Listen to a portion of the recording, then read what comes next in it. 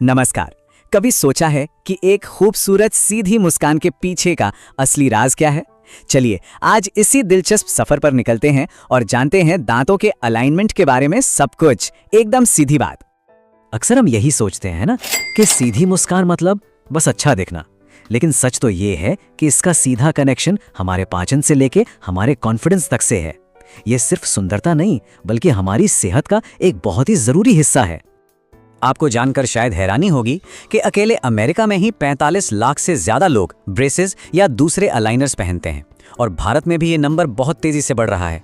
ये दिखाता है कि लोग अब अपनी मुस्कान और सेहत को लेकर कितने ज्यादा जागरूक हो गए हैं।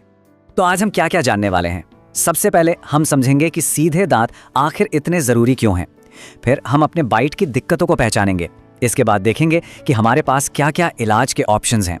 फिर जानेंगे कि ट्रीटमेंट का पूरा सफर कैसा होता है और हाँ, आखिर में बात करेंगे इसमें आने वाले खर्च की। तो चलिए सबसे पहले और सबसे जरूरी सवाल से ही शुरू करते हैं। अगर दांत सीधे ना हो तो क्या ये सिर्फ दिखने में खराब लगता है या फिर इसका हमारी सेहत पर भी कोई असर पड़ता है? आइए पता करते हैं। देखिए, टेढ़े मेढ़े दांत होना सिर्फ एक कॉस्मेटिक प्रॉब्लम नहीं है। असल में इनको ठीक से साफ करना बहुत मुश्किल होता है, जिससे कैविटीज और मसूड़ों की बीमारी का खतरा सीधे सीधे बढ़ जाता है। और बात सिर्फ यहीं खत्म नहीं होती, इससे बोलने में दिक्कत से लेकर जबड़े में दर्द तक की परेशानियां हो सकती हैं। और इस बारे में एक्सपर्ट्स का क्या कहना है? जैसा कि डॉक्टर श्रुति चतुर्वेदी बताती हैं, ये सिर्फ दिखने की बात नहीं है, ये हमारे मुंह के काम करने के तरीके से जुड़ा है। मतलब सीधी सी बात है, अगर सही टाइम पर इलाज करवा लिया तो आगे की बड़ी बड़ी डेंटल सर्जरी और दिक्कतों से बचा जा सकता है। अच्छा, तो अब ये तो समझ आ गया कि सीधे दांत क्यों जरूरी हैं। तो चलिए अब ये देखते हैं कि दांतों की बनावट यानी कि बाइट में आमतौर पर क्या क्या दिक्कतें आती हैं। हो सकता है इनमें से कोई आपको अपनी मुस्कान में भी नजर आ जाए। सबसे पहला है ओवरबाइट। इसमें होता क्या है कि ऊपर के दांत नीचे वाले दांतों को कुछ जरूरत से ज्यादा ही ढक लेते हैं। अगर ये बहुत ज्यादा हो तो इससे दांत जल्दी घिसने लगते हैं और मसूड़ों में भी प्रॉब्लम हो सकती है। इसके ठीक उल्टा होता है अंडरबाइट। इसमें निचला जबड़ा और दांत ऊपर वाले दांतों से आगे की तरफ होते हैं। ये खाना चबाने और साफ बोलने में काफी मुश्किलें पैदा कर सकता है। फिर आता है क्रॉस बाइट।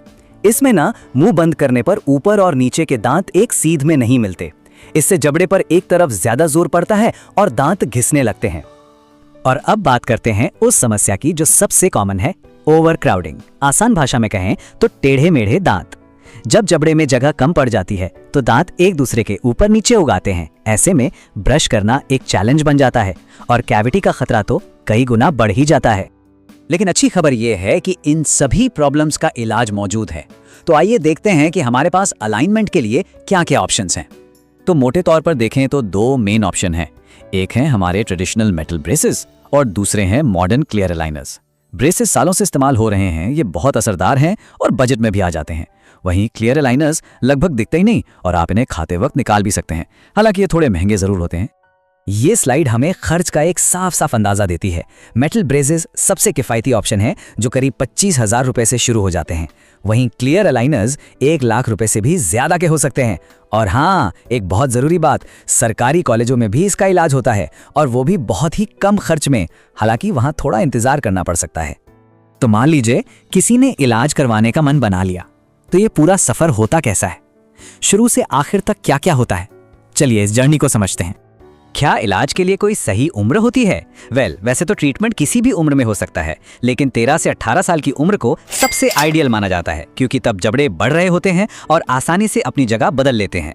पर घबराने की कोई बात नहीं, अगर आप एक एडल्ट हैं तब भी क्लियर अलाइनर्स जैसे बेहतरीन ऑप्शंस मौजूद हैं। पूरे प्रोसेस को हम 3 आसान स्टेप्स में समझ सकते हैं। सबसे पहले होता है कंसल्टेशन, जिसमें डॉक्टर चेक करके एक पूरा ट्रीटमेंट प्लान बनाते हैं।